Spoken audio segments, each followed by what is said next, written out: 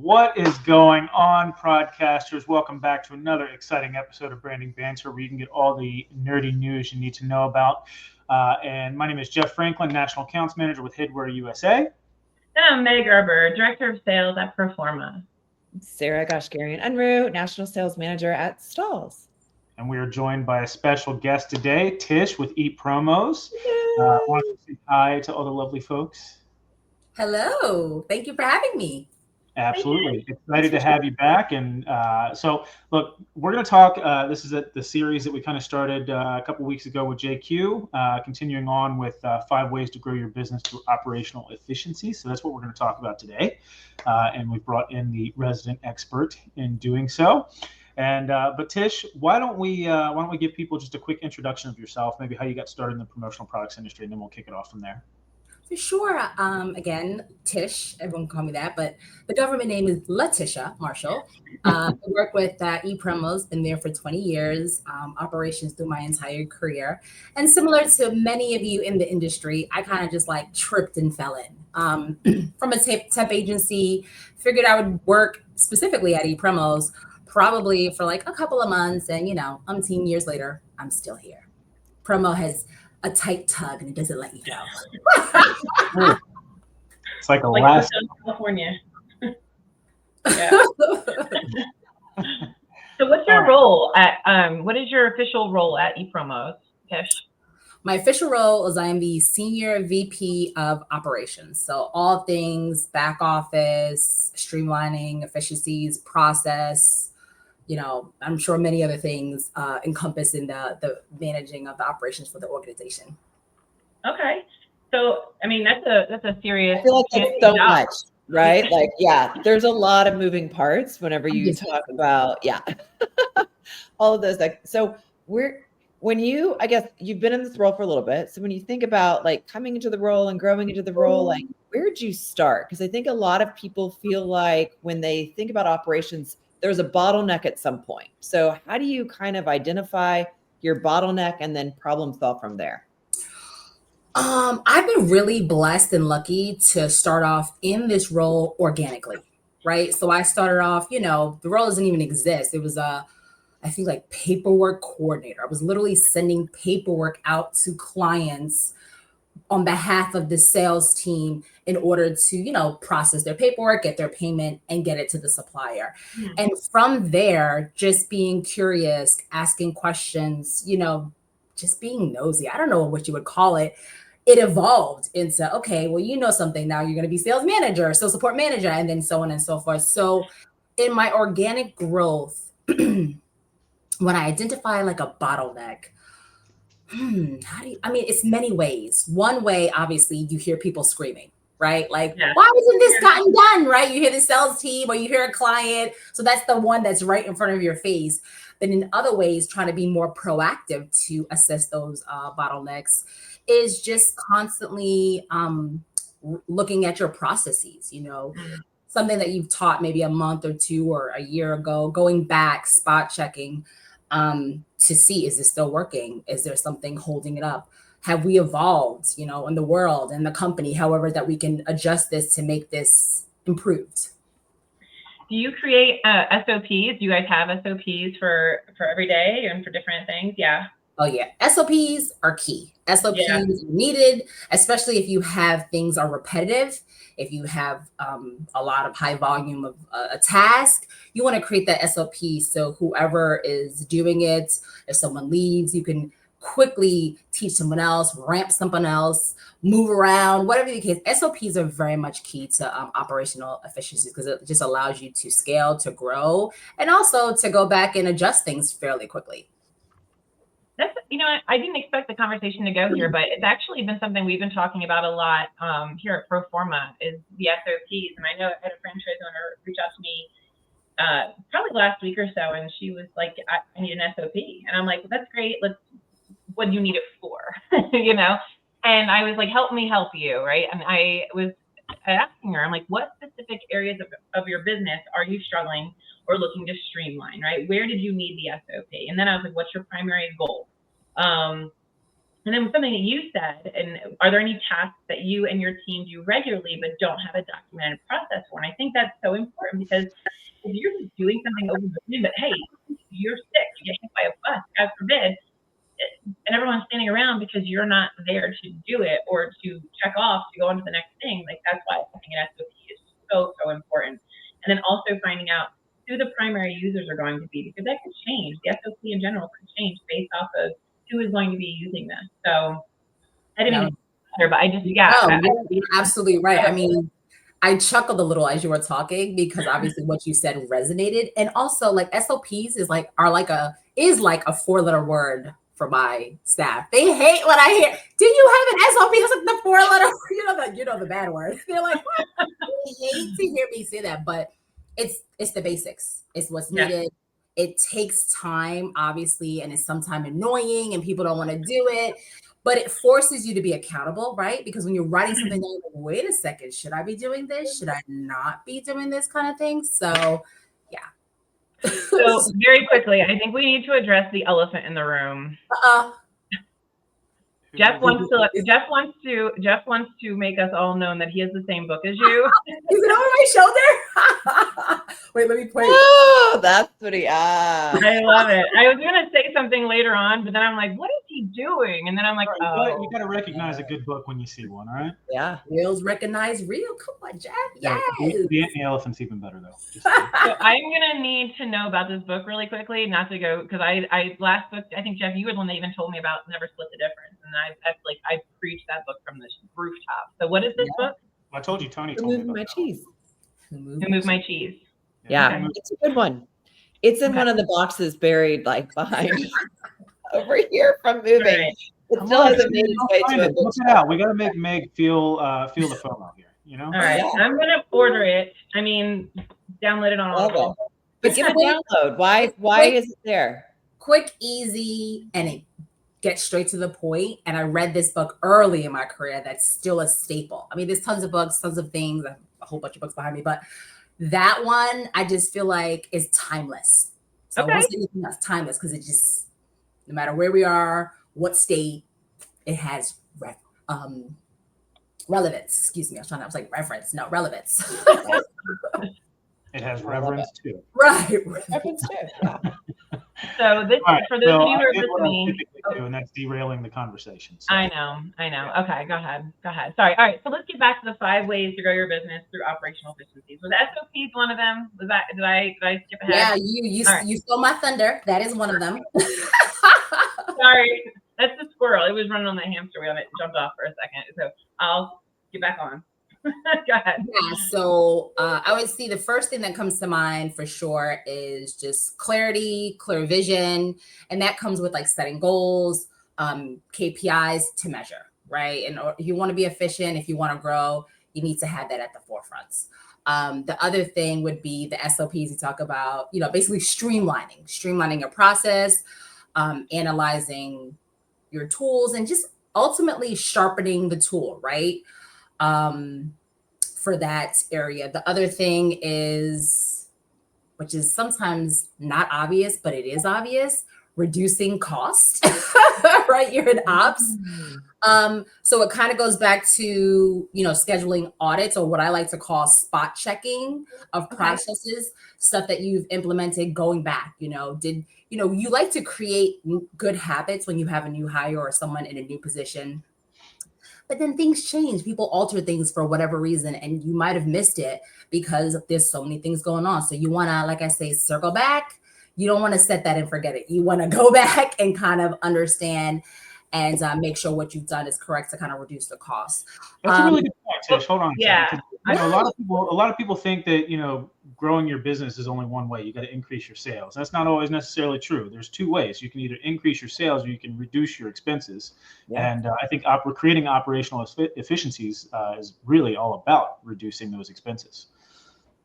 Very much so. And you have to remember, like, obviously sales is at the forefront and needs to be. It's important. It's needed, but also the operations, right? I always say sales is the head, operations is the neck, right? Yeah. You have to make sure, because if you don't have a good operations, it will kill your organization. No matter how many leads, how many business, you'll never be able to retain them. You'll never be able to hold on to them because your operations is not intact.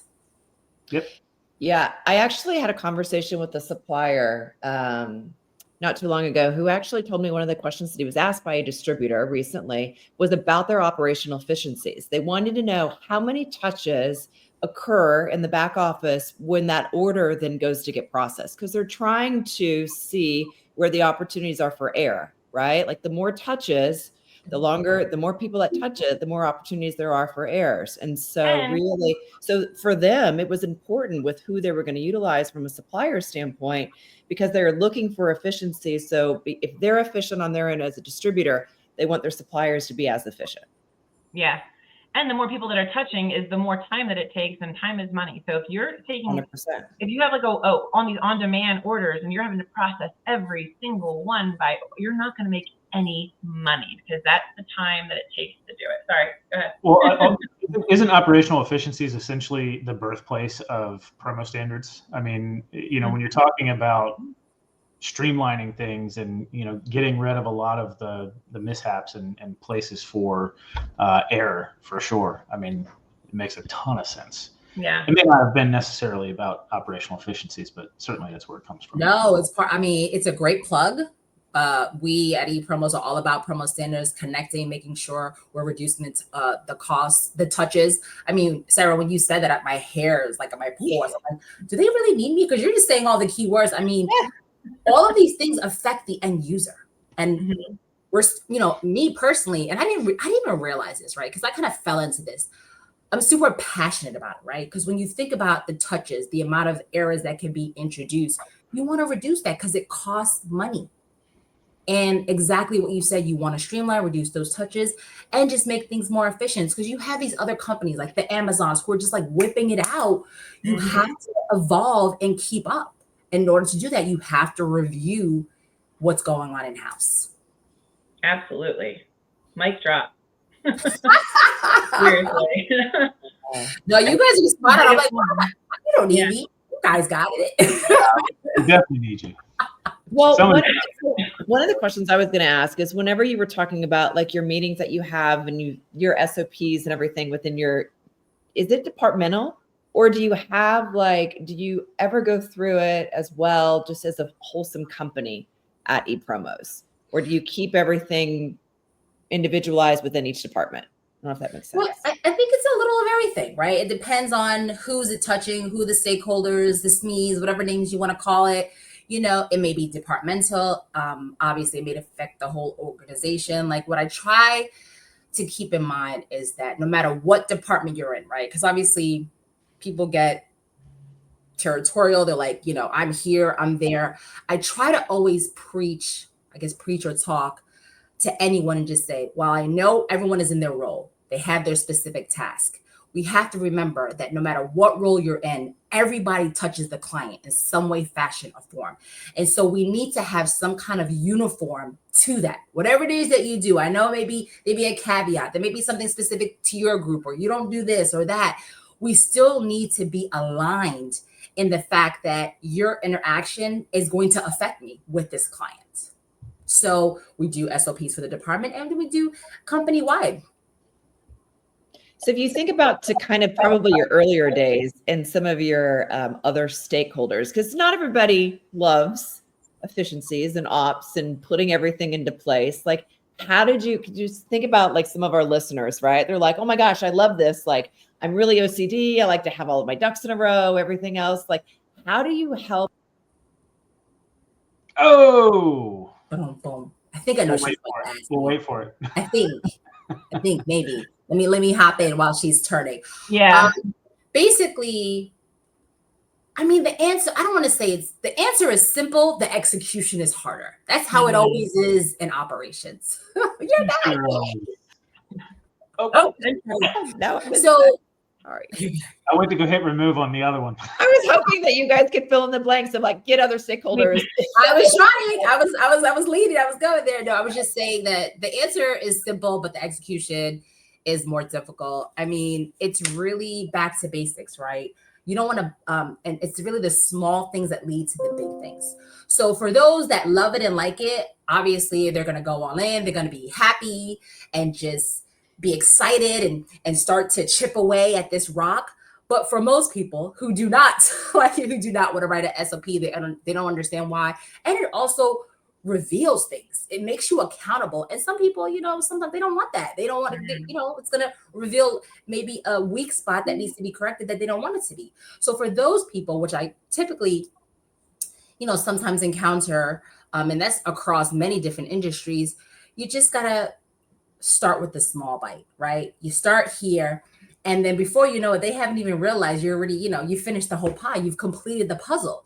And so you start small and then you start to acquire. And then people then start to buy in. They start to see the vision. They understand that maybe initially the way they thought it was going to affect them in a negative way really wasn't. It's positive and everyone's benefiting from this change. Yeah. So it's a lot of stepping and repeating. I said this last time, but I don't mean to be redundant, but it's like literally it's not like this magical, fancy, beautiful thing with diamonds. It's just like the basics. So many people skip over it. It's literally like like you said it, Jeff, the birthplace of promo standards, but it's where you need to start. You have to have a well-oiled machine to run this ship. And this is the oil. This is literally the oil. And if you don't have a well-oiled machine, understanding and recognizing that in order to make changes. Yeah. All right. Well, is there two more? We have two more. Okay. So I talked about costs. Okay, we talk about all these things, but we got to get back to the people, right? The workflows. You need to have good talent. You want some rock stars and qualified people to actually do the job, who can work independently, you can empower and foster a great culture. So I can't forget about the staff, because obviously you need that. So that's on the list. And then lastly, I would say, and it's last, but it's one of the biggest, right? Because I said simple things, but hard to execute. And discipline, the discipline and the will. To just push forward and actually do what you say you're going to do. Hold people accountable. It's just critical. I love that. I love accountability. I think there's a huge lack of it in this world in general. And I think if we can just bring it home and keep our families, our communities, our companies accountable, we can start at home. And I think that's just so big. And you're right. It's the last, not the least, certainly the biggest. So yeah, 100%. I have honorable mention. Oh yeah, honorable mention. Oh wait, before you go there, the whole leadership thing, I think that's so important. And I think people quit companies because of bad leaders. And you don't need to micromanage people. I think if there's a shared vision, and if you share that vision, you share the goal and the mission, and you tell people what's expected of them, they will work and they will be, loyal, and they will all work towards this common goal. It's very important to know how to manage your employees the right way, to have them buy into this vision. And if you believe in it, they will too. So that's all I wanted to add to that. Hear, hear. Cheers. So my honorable mention is something that I probably struggled with earlier on in my career, and I'm a lot more intentional about it, but it's networking, believe it or not. So I didn't fully grasp that the importance of networking, I've always prioritized education, but I came to realize that networking is just another form of education, right? It's about learning from others, sharing knowledge, building community so that you can lean on them whenever you need. And I just feel like, as an honorable mention, it's like totally invaluable tool for just not only professional, but also personal development. So I just wanted to slide. I love that. Are you going to be at ASI Orlando or PPI Vegas next year? I'm hoping PPI Vegas. Yes, I should be in attendance for that. Oh, good. Well, hopefully I can grab a cup of coffee with you. I would love to just catch up and hug you in person for sure. You have a ball of energy, and I love it. Love it. Aww, thank you. And of course, I'm always open. Yeah, it'd be great. We'll get together for sure. But thank you. This is such good stuff, and this is something that people can literally take from this and just start implementing into their businesses. And I think starting with that SOP, starting with the KPI, and the look at all of the expenses where you can reduce them. Like, these are just 3-4 things that you can start implementing immediately into your businesses. So, boom. And what's your T-shirt? It says 1998? Okay, let me see if I can stand up here. I feel like an old woman. It's just our little throwback e-promotion. Oh, Mine cool. is better branded. It feels so Dope. nice. It's what is it? Mercer? Something Oh, Mercer. okay. What's the brand? You guys know this. I should. I gotta look behind me. Metal and Mercer. I'm like, what is the brand? Mercer and Metal? I want to get Yeah, it. Mercer and Metal. Same. Really nice. Really, really nice. I'm gonna get attacked for my merchandising department. This is beautiful. It is. It looks good. I love the branding. Thank you. Thank you so much. All right. Well, Tish, as always, it was a pleasure to have you. Thank you so much for coming in and sort of, sharing your wealth of knowledge with us. It's always a pleasure. Thank Yeah, you that so was much. great. I appreciate you guys. I love the fact that you guys keep this going with the podcast and sharing this information. This is something that I did not have early on in my career. So it's nice that we're evolving as well as an industry to have these kind of platforms. So thank you. Aww. We Well, appreciate that. since Sarah's already said goodbye, we'll we'll end it on that. All right, guys. Until next time, we'll be seeing you.